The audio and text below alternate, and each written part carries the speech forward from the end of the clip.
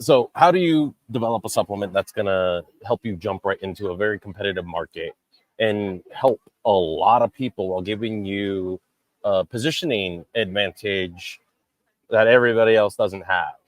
And so here I started some questions now about two specific good bacteria in the high glucose, or what you would probably recognize as type 2 diabetes conversation.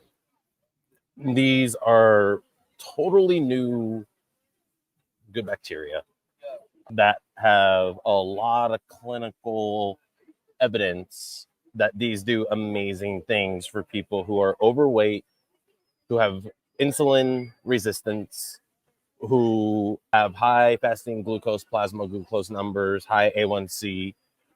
That's a huge market, right?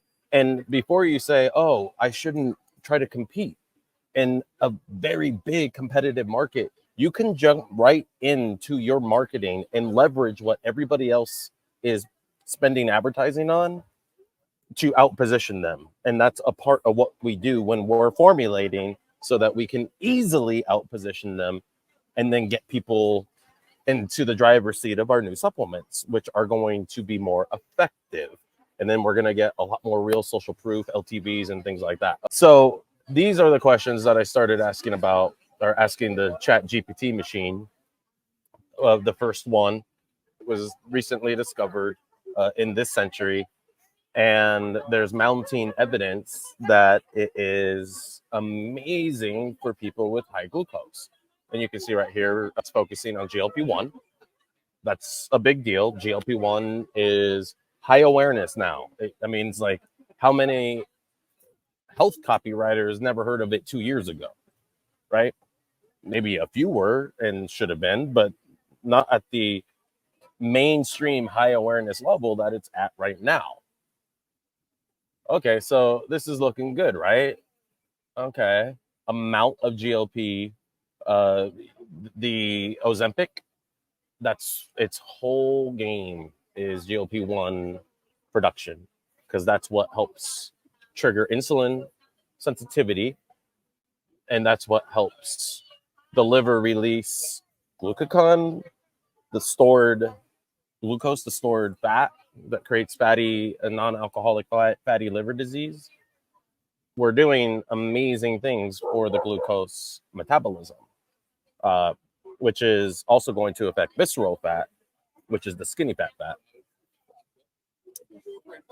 So here it's talking a little about the microbiome. If you're not familiar with the microbiome, what dysbiosis is, good bacteria, bad bacteria, candida, vagus nerve, second brain, first brain axis, things of that nature. Catch yourself up, because everything really does start in the gut. So I wanted to show you how I'm asking it very basic questions, just so you can kind of see the progression of thought, right? And so here it's giving me the information. Then my next question. Cheers, brother. How does it help with lower A1C? Okay. So it gives us that information. And again, if you don't know hypoglycemia, if you don't know those terms, you gotta catch up, because instead of talking about type 2 diabetes, these are the things that we talk about to have the right dog whistle language, get the right people to raise their hands, and help the most people. Here we're seeing the reason for the balancing of the glucagon, and it is talking about type 2 diabetes, although we're not allowed to talk about that. You're never allowed to talk about a disease if you're selling a supplement. That's an automatic here claim, according to the FTC, not me. Going back to the good bacteria, how does it help you uniquely people lower their weight in A1C? Here it's giving me the information. Insulin sensitivity. Now, this is actually insulin sensitivity is because of the GL1 production. Is it specifying that? Yes, actually it is. So, it's super effective. That's, again, what makes Ozempic so effective in reducing people's carbs cravings, sugar cravings, losing weight, getting rid of the skinny fat, that visceral fat, that appendage that especially men get, that lowers testosterone, increases estrogen, and in women lowers estrogen and increases testosterone. So it's, it's a very pervasive, hormonally interrupting fat that is actually now considered its own organ because of how much influence it has in the body.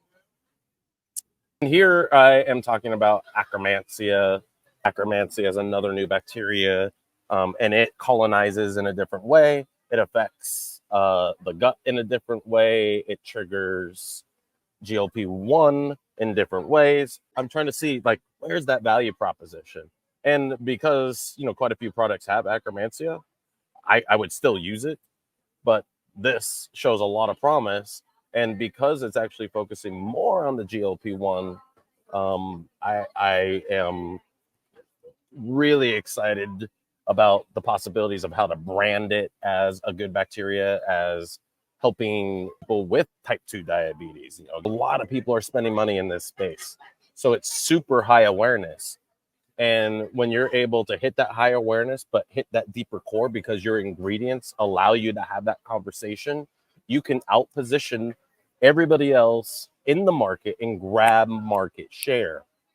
That's another reason that this is so incredibly powerful and necessary, not just to help the most people, but to make the most money and to create a real brand and a real exit.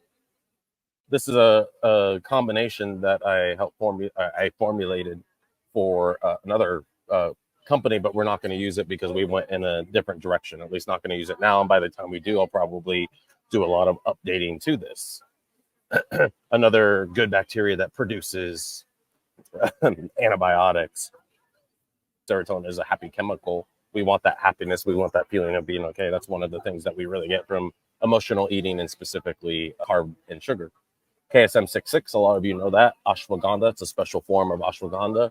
One of the most studied forms and one of the most citable forms of ashwagandha. And the efficacy is off the charts as for its adaptogenic abilities. And this is a special type of psyllium.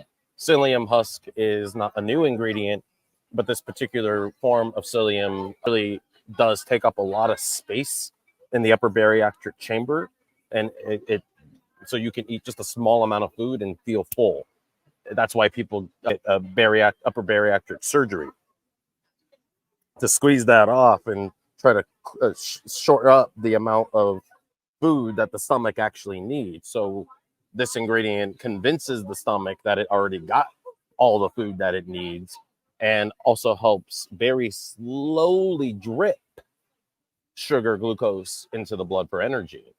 So we're actually helping prevent the spiking, the core reason for all of these problems to exist in the first place. We're addressing it at the core level in so many different ways with this formulation. And I would probably take this out just because it's an expensive ingredient. Everybody else already has it, and I can also just have it as an upsell. So on its own, as a single bacteria product, and that would help build up the carts, getting a larger AOV from the CPAs. And it also, because of its formulation, you literally can't get this anywhere, in any store, at any Whole Foods, at any Jimbos, at any big fancy health food store. You would have to buy it here. And so it has gravitas, it has elite, it's the best of the best.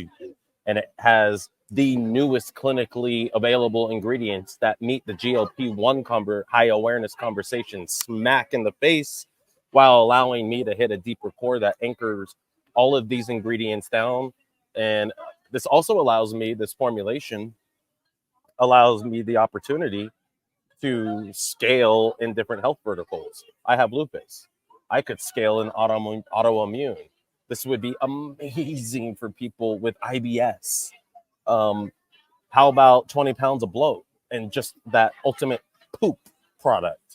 I might add one or two ingredients or change up one or two ingredients, but to help get rid of that up to 20 pounds of undigested and impacted food, poop, bacteria, candida living in the large intestine. Elvis Presley in that VSL I wrote 10 years ago for Perfect Origins that ran for all those years used Elvis Presley, his 50 pounds of poop, impacted poop that he in his autopsy was revealed. That's why he was so skinny and all of a sudden and so overweight all of a sudden because he could store up to 50 pounds of poop in his large intestine.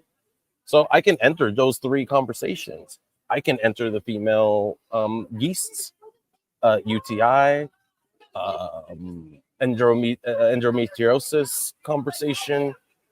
There's and with this basic foundational formula.